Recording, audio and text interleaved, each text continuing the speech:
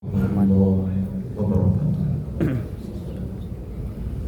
Bismillahirrahmanirrahim. Innal hamdalillah nahmaduhu wa nasta'inuhu wa nastaghfiruh wa na'udzu billahi min shururi anfusina wa min sayyiati a'malina. Man yahdihillahu fala mudilla lahu wa man yudlil fala hadiya lahu. Asyhadu an la ilaha illallah wahdahu la syarika lahu wa asyhadu anna Muhammadan abduhu wa rasuluhu. Tsumma ma ba'd. Jemaah sekalian yang insyaallah dirahmati oleh Allah SWT, semoga Allah mudahkan segala aktivitas kita.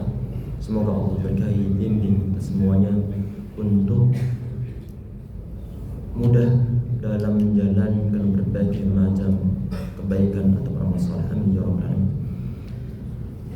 Untuk siang hari ini yang kita bahas ini adalah babu man da'i sahibi an aktsara malu waladahu. Bab tentang doa kepada sahabatnya agar harta benda ataupun anaknya diperbanyak oleh Allah Subhanahu wa taala.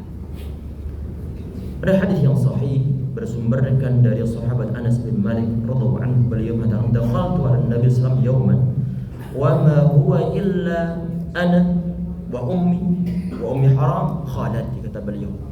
Suatu saat Nabi Muhammad beliau datang ke rumah kami. Di dalam rumah kami saat itu hanya ada saya, kemudian ibundaku, kemudian bibiku yang bernama Ummu Haram radhiyallahu anhum ajma'in. Tayyib. Kemudian idza khala alaina faqala lana ala usalli bikum. Di saat waktu tersebut Nabi Muhammad beliau datang, kemudian beliau bilang kepada mereka bertiga ini, "Alla usalli bikum?" Apakah ayo kita sholat bareng-bareng? Maksudnya adalah Nabi Muhammad SAW, beliau yang menjadi imam, kemudian tadi itu penghuni rumah, mereka menjadi makmum-makmumnya. Wa dzaka fi ghairi waqti salati. Diterangkan oleh sahabat Anas bahwa waktu tersebut bukanlah saat waktu ibadah wajib, karena ibadah wajib untuk kaum laki-laki dikerjakan di masjid. Sehingga di saat Nabi Muhammad beliau datang ke rumah sahabat Anas radhiyallahu anhu, kemudian beliau ngajak untuk nawari sholat di rumah sahabat Anas, maka sholat tersebut itu adalah sholat sunnah. Nanti ini jamaah sekalian bahwa ini hadis nanti yang kita bahas adalah dari sisi sebagian di antara sirah dari sahabat Anas ibn Malik. Itu nanti yang pertama kita bahas. Yang kedua adalah tentang salah satu di antara sunnah Nabi Muhammad yang ditinggalkan oleh sebagian di antara kaum muslimin. Kemudian yang ketiga yang mau kita bahas nanti ini adalah menyangkut masalah bab yang ada kaitan tentang masalah mendoakan sahabat kita, mendoakan sahabat agar Allah Subhanahu wa taala memperbanyak harta ataupun memperbanyak anak-anaknya. Kemudian faqala rajulun minal qaum fa aina ja'ala anasan minhu. Ini pertanyaan tentang masalah apa? Ada sebagian di antara kaum, mereka nanya kepada siapa? Nanya kepada salah seorang di antara murid dari sahabat Anas. Yang mana murid ini bercerita tentang Anas yang didatangi Nabi Muhammad sallallahu alaihi wasallam. Di saat ceritanya sampai ke poin bahwa Nabi Muhammad beliau ngajak sholat, kemudian murid dari tabi'in mereka nanya ini, sahabat Anas beliau ditempatkan di mana di saat Nabi Muhammad SAW beliau sholat di rumah sahabat Anas? Ini pertanyaan ditanyakan oleh muridnya, seorang tabi'in. Tabi'in siapa? Adalah salah seorang dari antara murid dari sahabat Anas yang bernama Thabit Al-Bunani rahimahullah. Sahabat Anas ini taruh di mana di sana Nabi Muhammad beliau sholat di sana? Kemudian dijawab, ja'alahu an yaminihi. Sahabat Anas ditempatkan di sisi sebelah kanan Nabi Muhammad. Nanti ini yang mau kita bahas dari sisi menyangkut masa fikihnya. Kemudian sahabat Anas kemudian beliau bercerita, "Tsumma da'alana ahlal bait bi kulli khairin khairid dunya wal akhirah." Kemudian Nabi Muhammad beliau mendoakan kepada kami, yaitu kepada tuan rumah ini. Ada Anas, ada ibundanya, ada Ummu Haram. Siapa ini Ummu Haram? Adalah bibi dari sahabat Anas. Didoakan tentang kebaikan dunia ataupun kebaikan akhirat. Perhatikan jemaah, yang doa itu adalah Nabi Muhammad. Jelas rezekinya adalah halal, pakaiannya pun halal, minumannya pun beliau adalah halal, dan beliau adalah seorang nabi, sehingga potensi doa akan diijabah oleh Allah Subhanahu wa taala itu sangat besar. Kita perhatikan, faqalat ummi, kemudian ibuku, beliau bilang begini, ini memanfaatkan suatu kesempatan tentang kehadiran Nabi Muhammad datang ke rumah Ummu Sulaim atau ibunda sahabat Anas, ingin dimanfaatkan oleh ibundanya untuk mendapatkan suatu doa khusus untuk anak-anaknya. Faqalat, ya Rasulullah, khaydimuka ud'u lahu. Ya Rasulullah, ini adalah pelayan kecilmu, mohon engkau doakan dia. Siapa pelayan kecil ini? Adalah Anas radhiyallahu anhu. Kok dibilang pelayan kecil? Karena memang sahabat Anas radhiyallahu anhu, beliau itu lahir 10 tahun sebelum Nabi Muhammad beliau berhijrah.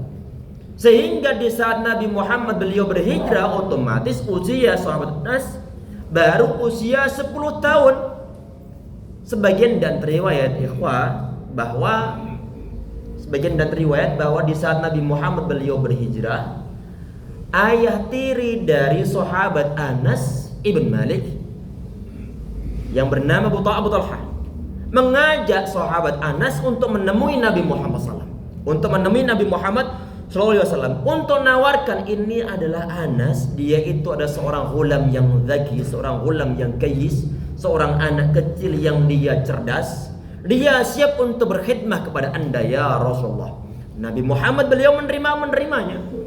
Nabi Muhammad SAW beliau berhijrah dan tidak ada orang saat itu yang berkhidmah terhadap beliau. Awal sahabat Anas ditawarkan oleh ayah ibundanya untuk berkhidmah kepada Nabi Muhammad SAW. Akhirnya kemudian beliau radhiyallahu anhu berkhidmah melayan Nabi Muhammad selama 10 tahun lamanya. Dan selama 10 tahun tersebut beliau tidak pernah dimarahi Nabi Muhammad, tidak pernah dibentak-bentak oleh beliau, tidak pernah dipukul oleh beliau, tidak pernah dicaci maki oleh Nabi Muhammad sallallahu alaihi wasallam. Dan ini adalah akhlak Nabi Muhammad terhadap umat manusia di zaman beliau secara umumnya. Sampai kepada istri beliau pun gak pernah mukul, kepada khadim beliau juga gak pernah marah-marahin. Ustaz, saat ini ya, memang di rumah ada yang mungkin asisten, tapi saya marah-marah. Loh, kok bisa marah-marah begitu? Karena kenapa? Bukankah Nabi Muhammad SAW beliau mencontohkan gak pernah mungkin membentak-bentak asisten beliau? Kemudian dia bilang, Ustaz, pembantuku kan gak selevel sahabat Anas, dan aku pun gak selevel Nabi Muhammad sallallahu alaihi wasallam. Akhlak pembantuku tidak selevel sahabat Anas radhiyallahu anhu. Minimal jemaah sekalian, di saat kalau toh misalnya kita perlu untuk marah, maka jangan sampai ada unsur kezaliman di sana. Jangan sampai melampaui batas. Apapun kedudukan kita, mau bos lah, mau berpangkat jabatan tinggi lah, mau tuan dari pembantu-pembantu lah, mau guru dari murid-muridnya lah, mau kiai dari para santrinya lah, Di saat ada suatu unsur kezaliman, maka yang zalim tetap zalim, diminta tanggung jawab oleh Allah Subhanahu wa taala. Sehingga perlu untuk berhati-hati baik terhadap anak kita, kepada pembantu, kepada asisten, kepada anak buah, kepada tangga, kepada para murid ataupun yang lain sebagainya. Hindari berbuat zalim ataupun melampaui batas. Sahabat Anas radhiyallahu anhu, beliau berkhidmah kepada Nabi Muhammad selama 10 tahun lamanya, tidak pernah dimarahi oleh beliau. Masya Allah. Ini adalah contoh Nabi Muhammad sallallahu alaihi wasallam menurut pengakuan dari salah seorang di antara pembantu ataupun di antara orang yang dekat dengan Nabi Muhammad SAW. Ya Rasulullah, khuwaidimuk. Ya Rasulullah, ini Anas adalah pembantu kecilmu, asisten kecilmu. Ud'u lahu, ud'ullaha lahu. Ya Rasulullah, mohon engkau doakan dia. Mohon engkau doakan dia. Ini kehadiran Nabi Muhammad di rumah tersebut dimanfaatkan oleh Ummu Sulaim, ibunda dari sahabat Anas, agar Nabi Muhammad beliau mau mendoakan sahabat Anas. Padahal sebelumnya sudah doakan tentang ahli baitnya, tentang keluarga dari Ummu Sulaim, kebaikan dunia ataupun di akhirat. Tetapi ibunda itu ingin agar anaknya ini memiliki suatu doa khusus dari Nabi Muhammad SAW. Doa khusus untuk ini anak-ananda. Sehingga kemudian Nabi Muhammad SAW beliau mendoakan kepada diriku, kata sahabat Anas, mendoakan segala kebaikan kepada diriku. Dan doa yang terakhir Nabi Muhammad SAW itu adalah Allahumma akhir malau wa waladau wa barik lahu. Ya Allah, mohon engkau perbanyak hartanya, perbanyak harta-hartanya, dan mohon engkau perbanyak anaknya, dan mohon engkau berkahi dia. Perhatikan jemaah, ada 3 doa ini. Ya Allah, mohon engkau banyakin anaknya, mohon engkau berikan anugerah anak kepada Anas dengan jumlah yang banyak. Kemudian harta bendanya pun perbanyak, dan mohon engkau berkahi kepadanya, baik harta bendanya ataupun anak-anaknya. Tayyib. Sahabat Anas radhiyallahu anhu, beliau sendiri mengisah sebagian dan riwayat bahwa anaknya, anna waladi wa walada waladi yata'aduna al-mi'ah, kata beliau. Kata beliau bahwa anakku dan juga anaknya jumlahnya sampai melebihi 100. Sebagian dan riwayat adalah sampai 106, ada sebagian dan ada 109. Sebagian dan antara riwayat. Baik. Diijabah oleh Allah Subhanahu wa taala. Apakah cukup anak banyak kemudian gak ada manfaatnya? Perhatikan jemaah sekalian. Di saat anak banyak tetapi diberkahi oleh Allah Subhanahu wa taala, maka itu adalah suatu kenikmatan. Harta banyak diberkahi oleh Allah SWT. Sahabat Anas radhiyallahu anhu, beliau termasuk di antara golongan sahabat Ansar yang paling banyak harta bendanya saat itu. Saat itu. Anaknya pun banyak. Walaupun toh ini sekitar 70 anak beliau. Sebagian di antara ulama al-mu'arrikhin, ulama sejarah Islam, mengatakan sampai 80 anak beliau meninggal sebelum sahabat Anas meninggal. Ini cukup menyedihkan. Karena faktor apa yang terbanyak meninggalnya? Adalah karena faktor di zaman sahabat Umar ibn Khattab ada wabah penyakit ta'un amwas. Sebagian di antara sahabat meninggal di zaman tersebut. Dari kalangan tabi'in pun banyak. Dari kalangan umat Islam pada umumnya sampai 25.000 kaum muslimin meninggal di wabah penyakit ta'un amwas, termasuk anak-anak yang sekitar 70 sampai 80 orang dari keluarga sahabat Anas radhiyallahu anhu meninggal di zaman tersebut. Radhiyallahu anhum ajma'in. Semoga Allah meridhai mereka semuanya. Tadi ini jemaah sekalian, bahwa ananda dari ataupun anak-anak sahabat Anas banyaknya bukan main. Harta bendanya pun banyak. Nabi Muhammad, beliau tidak cuma berdoa agar harta bendanya banyak. Tidak hanya berdoa semoga anak-anaknya banyak, tetapi adalah yang paling penting masalah berkah. Di saat harta sedikit tapi berkah mencukupi biasanya. Sedangkan kalau harta benda banyak keberkahan misalnya nggak ada, walaupun toh dia itu adalah seorang miliarder, belum akan cukup harta benda yang dia miliki. Sehingga tidak jarang ada orang-orang yang tidak bertanggung jawab, sebagian di antara oknum yang sudah pangkat jabatan tinggi, honornya pun besarnya bukan main, korupsi. Korupsi. Berarti yang menyangkut masalah yang afdal, berapapun harta benda yang kita miliki, berapapun anak yang kita miliki, diberkahi oleh Allah Subhanahu wa ta'ala. Syukur-syukur banyak, kemudian berkah. Harta benda yang diberkahi oleh Allah, ciri-cirinya adalah keberadaan harta benda tersebut kian membuat kita dekat dengan Allah Subhanahu wa ta'ala. Tidak digunakan untuk bermaksiat, untuk mensupport hal-hal yang ada bau-bau kemungkaran. Dia saat mensupport kemungkaran, tanda-tanda tidak berkah harta benda kita. Anak-anak pun kita pun sama. Dan ini adanya suatu harta benda, al-malu wal banuna zinatul hayatid dunya.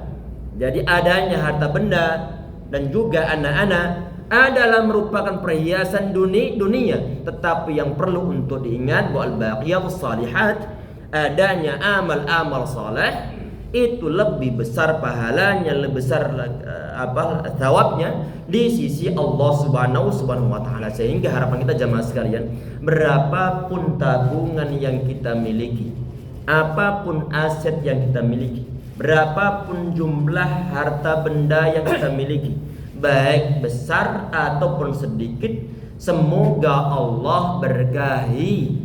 Jangan lupa di saat mengumpulkan harta benda, ingat kewajiban agamanya. Ada kewajiban berupa salat 5 waktu, ada kewajiban berupa zakat, ada syariah yang berupa sedekah-sedekah ataupun yang lain sebagainya. Sisi ini jangan sampai lupa.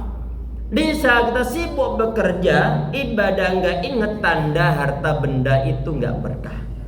Tanda harta benda nggak berkah. Walaupun toh setiap tahunnya honor tambah, walaupun toh pangkat jabatan tambah, tetapi ternyata adanya kewajiban syariah tidak kita perhatikan. Tanda-tanda itu cukup mengkhawatirkan. Sehingga jamaah sekalian, di saat kita itu bekerja, kemudian gak ingat tentang syariat Allah Subhanahu wa ta'ala, maka duit yang kita dapatkan tidak menyebabkan anak-anak kita itu dekat dengan Allah. Karena kenapa? Karena ada hal-hal yang mereka makan yang tidak murni halal. Ini yang na'udzubillah. Semoga Allah bersihkan harta benda yang kita miliki dari hal-hal yang membuat Allah Subhanahu wa ta'ala murka. Semoga Allah ringankan beban kita nanti saat berada di akhirat. Ente dapatkan uangnya dari mana? Dan ente kemana-kan? Semoga kita bisa menjawab dengan penuh tanggung jawab. Jamaah sekalian yang insyaallah dirahmati oleh Allah Subhanahu wa ta'ala. Tayyib, tadi sebagian di antara poin kita sampaikan bahwa dalam pembahasan kita saat ini ada sisi yang menyangkut masalah hukum fiqih. Menyangkut masalah apa? Menyangkut masalah ajaran Nabi Muhammad yang bersifat lahiriah. Tentang masalah apa? Tentang masalah posisi seorang makmum di saat dia itu sholat dengan imamnya. Dia berada di mana? Kalau kita perhatikan bahwa tadi ini sahabat Anas sebagai makmum. Kemudian Ummu Sulaim sebagai makmum. Kemudian Ummu Haram binti Ummu Haram bibi dari sahabat Anas juga ikut sholat. Berarti ada satu laki-laki yaitu sahabat Anas, imamnya, kemudian Nabi Muhammad, kemudian ada dua orang perempuan. Posisinya di mana? Tadi jawab bahwa sahabat Anas ja'alau an yaminihi. Beliau ditempatkan Nabi Muhammad ditaruh di sebelah kanannya. Berarti ini termasuk di antara kesunahan.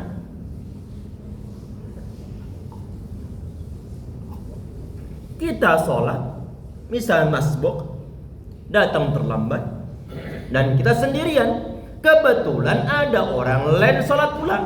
Terlepas dari masalah orang tersebut, apakah dia sholatnya sholat wajib ataukah sholatnya sholat sunnah, nggak jadi masalah. Dua-duanya diperbolehkan. Tentang orang sholat wajib bermakmum pada orang yang sholat sunnah diperbolehkan, ataupun yang wajib bermakmum pada yang wajib, semua diperbolehkan. Tayyib, datang, ini posisinya sebelah kanan ataukah sebelah kiri imamnya? Maka jawabannya adalah sebelah kanan dari imamnya. Ini bukan cuma satu riwayat saja, tetapi riwayat yang lain pun sama. Hadis-hadisnya adalah hadis yang sahih. Ada sebagian dari riwayat sahabat Ibnu Abbas radhiyallahu anhu. Suatu saat beliau nginep di rumah bibi beliau yang bernama Maimunah. Maimunah termasuk di antara istri Nabi Muhammad sallallahu alaihi wasallam. Di saat malam hari beliau melihat Nabi Muhammad SAW beliau salat di rumah Maimunah. Sahabat Ibnu Abbas, beliau langsung berwudu ikut bergabung salat bersama Nabi Muhammad SAW. Beliau awal-awal menempati sisi sebelah kiri Nabi Muhammad. Padahal Nabi Muhammad saat itu beliau salat sendirian. Sahabat Ibnu Abbas, beliau bertempat di sebelah kirinya Nabi Muhammad. Oleh Nabi Muhammad, sebagian di antara riwayat bahwa kepala sahabat Ibnu Abbas yang masih kecil juga dipegang kemudian digeser ke sebelah kanan Nabi Muhammad sallallahu alaihi wasallam. Sebagian dan riwayat tidak disebutkan tentang bagian mana yang dipegang, hanya fahawwalani, Nabi Muhammad beliau memindahkan diriku. Tapi sebagian dari riwayat Nabi Muhammad beliau memegang kepala sahabat Ibnu Abbas kemudian digeser ke sebelah kanan Nabi Muhammad sallallahu alaihi wasallam. Sehingga kalau toh misalnya kebetulan antum lagi sholat, mungkin ba'diyah ataupun antum masbuk, kebetulan ada teman rekan yang datang terlambat, masbuk pula level yang kedua, dia berada di sisi sebelah kiri antum, silakan untuk dibeginikan. Dan ini adalah kesunahan Nabi Muhammad sallallahu alaihi wasallam. Ustadz, kalau toh misalnya orang ini dibiarkan bagaimana? Yang pertama, kita tidak melaksanakan sunnah Nabi Muhammad. Resikonya apa? Resikonya pahalanya kurang. Pahala yang berupa apa? Pahala yang berupa praktek geser orang itu. Geser orang. Ana sungkan Ustaz.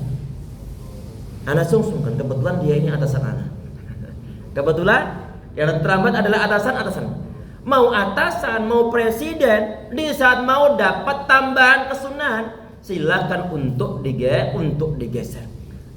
Hitung-hitung ada pahala yang lain. Pahala yang berupa apa? Pahala mengajarkan suatu kebaikan. Mungkin tadi itu orang yang berada di sisi kiri kita, dia berada di kiri, memang dia belum mengetahui, belum mengaji, belum mengetahui ilmunya. Sehingga di saat misalnya antum beginikan dia, kemudian habis sholat, siapa tahu dia termasuk di antara orang yang kepo menyangkut pasal ilmu syariah. Sehingga nanti kemudian dia nanya, loh tadi kok antum geser anak? Kok banyak gerakan begitu? Kok geser anak? Silakan antum manfaatin untuk mendakwai dia. Bilang bahwa kesunahan Nabi Muhammad adalah begitu. Seorang makmum, satu orang, Di saat dia menjadi makmum, silahkan dia menempati posisi yang sebelah kanan dari imamnya. Terangkan. Dan di saat tahu-tahu ada makmum yang berada di sisi kiri, kesunahannya adalah silakan digeser ke sebelah kanan. Dan ini adalah kesunahan Nabi Muhammad Sallallahu Alaihi Wasallam. Ustadz, ini mau geser kebetulan ada halangan. Apa halangannya? Mungkin di sisi orang ini ada tiang, ada tiang.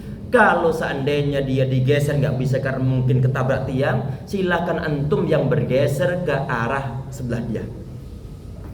Berarti kalau di sini adalah dia, di sini antum, silakan antum bergeser ke arah sini, bergeser ke arah sini. Dan itu ada termasuk di antara jalan keluar biar nanti makmum ini dia tetap berada di sebelah kanan imam-imamnya. Di saat ditanya, ini kan menyangkut masalah satu orang makmum, Ustaz. Kalau dua orang makmum bagaimana? Awal-awal memang satu orang sudah benar posisinya. Dia berada di sebelah kanan imamnya. Tahu-tahu di tengah sholat ada makmum lain yang bergabung. Makmum lain yang bergabung. Ini pun pernah terjadi di zaman Nabi Muhammad. Di saat Nabi Muhammad beliau lagi safar bersama dengan sebagian di antara sahabat, Nabi Muhammad beliau salat, kemudian sahabat Jabir bin Abdullah beliau salat di sisi kanan Nabi Muhammad SAW. Tahu-tahu kemudian ada seorang sahabat yang lain, Jabbar bin Sakhr radhiyallahu anhu, beliau salat. Kemudian oleh Nabi Muhammad SAW, saat sahabat Jabbar di sebelah kirinya, Nabi Muhammad SAW beliau menempatkan mereka berdua berada di belakang Nabi Muhammad Sallallahu Alaihi Wasallam. Berarti untuk orang yang berjamaah, untuk makmum yang jumlahnya lebih dari satu, posisi imam itu berada di depan, sedangkan untuk makmum berada di belakang. Sedangkan untuk makmum yang jumlahnya adalah satu orang, maka penempatannya adalah makmum berada di sisi sebelah kanan imamnya. Baik, perhatikan tadi ini. Hadis adalah hadis yang sahih. Sahabat Anas beliau berada di samping kanan Nabi Muhammad SAW. Ada sebagian di antara riwayat yang ada kaitan dengan bahas kita saat ini adalah Nabi Muhammad suatu saat beliau diundang oleh mbahnya sahabat Anas. Sebagian di antara riwayat Nabi Muhammad beliau sholat di rumah tersebut. Di dalam rumah tersebut ada mbah-mbah perempuan ini, ada sahabat Anas, dan juga ada anak yang lebih kecil lagi. Kemudian Nabi Muhammad beliau sholat, sedangkan yang dua laki-laki ini, Anas sama sahabat yang lain yang kecil-kecil, berada di belakang Nabi Muhammad SAW. Sedangkan yang perempuan berada di urutan yang paling akhir.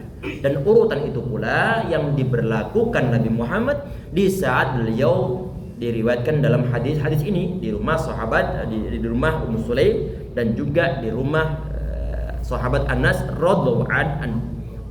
Perhatikan jamaah. Tadi yang disampaikan bahwa di antara kesunahan Nabi Muhammad yang tidak hanya satu riwayat, tapi beberapa riwayat adalah datang ke rumah orang, beliau sholat di sana. Sehingga kalau toh misalnya, ini sebagian di antara ulama mereka menyimpulkan bahwa kalau rumah seorang muslim didatangi oleh orang soleh, maka persilakan dia untuk sholat sunnah di rumah. Gunanya untuk apa? Gunanya untuk faktor keberkahan dari ibadah sholat yang dikerjakan oleh orang soleh tersebut. Dan Nabi Muhammad beliau menawarkan di sini. Beliau menawarkan. Sehingga yang perlu untuk diingat jemaah sekalian bahwa kalau toh misalnya kita termasuk di antara kaum muslimin yang rajin untuk berjamaah di masjid, maka jangan sampai lupa sisakan untuk rumah.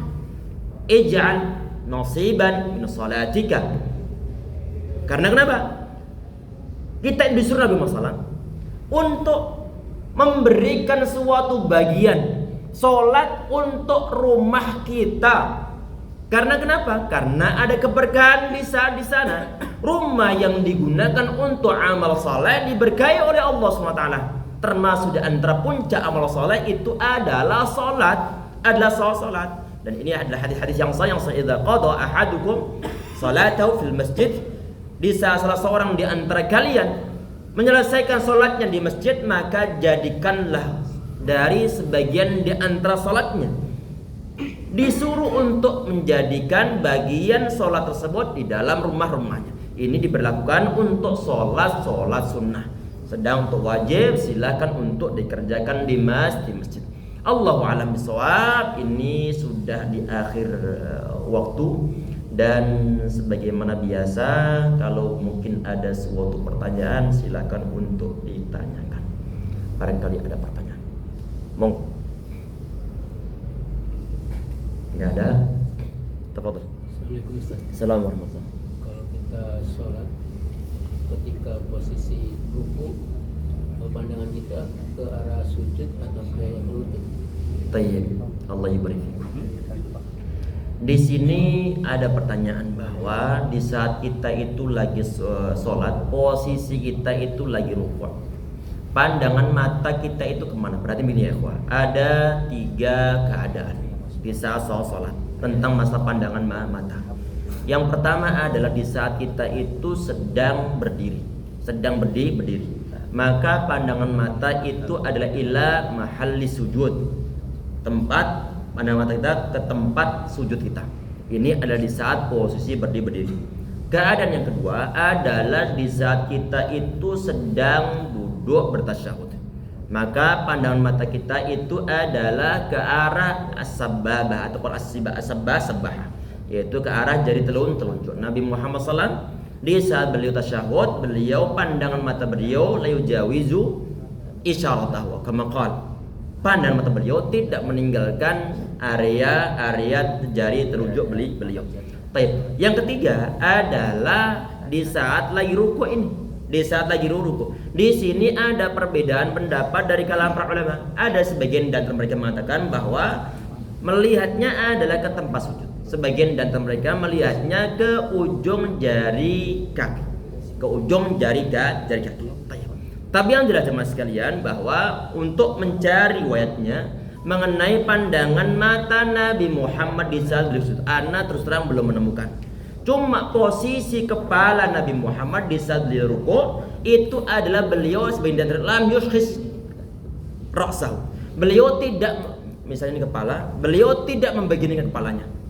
Walam sawibu, beliau dan tidak beginikan. Berarti posisi kepala beliau adalah dibuat lurus antara punggung sama bagian kepala. Terlepas dari nanti menyangkut masalah apakah pandangan mata ke tempat sujud ataupun pandangan mata ke bagian ujung jari kakinya. Jelas? Allahu a'lam. Enggak ada? Kalau enggak ada sebagai ya tafadhol. Ketika saya qobliyah, lalu ada yang masbuk, menganggap wajib. Lalu selesai, kemudian bolehkah saya menjadi makmumnya? Baik. Allah yubarik. Ini berkaitan tentang masalah bagaimanakah hukumnya salatul mutanaffili bil muftarid ataupun al muftarid bil mutanaffil. Bagaimanakah hukumnya salatnya orang yang salat sunnah ke orang yang salat wajib, ataupun yang wajib ke orang yang salat sunnah, ataupun sunnah ke orang yang salat sunnah pula. Semua ulama sepakat mengetahui bahwa diperbolehkan bagi orang yang sholat sunnah untuk menjadi imam dari orang yang sholat wajib.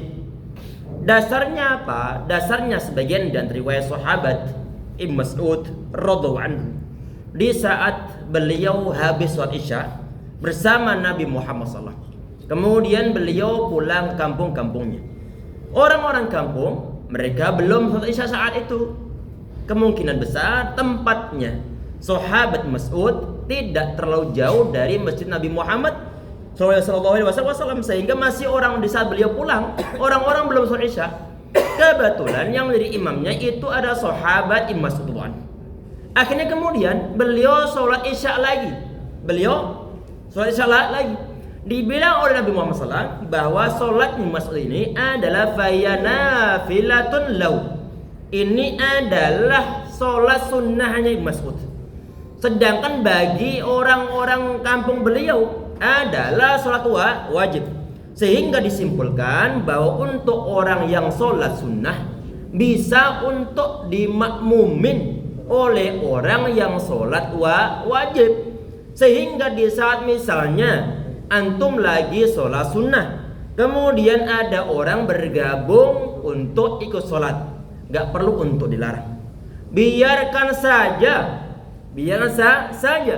Ustadz, kalau anda gak merubah niat bagaimana? Gak jadi masalah. Cuman kalau gak berubah niat menjadi seorang imam, kita gak mendapatkan pahala 27 derajat. Mau milih yang mana? Silakan pilih untuk merubah niat yang sebelumnya nggak jadi imam, kemudian merubah niat jadi imam, nggak jadi masalah.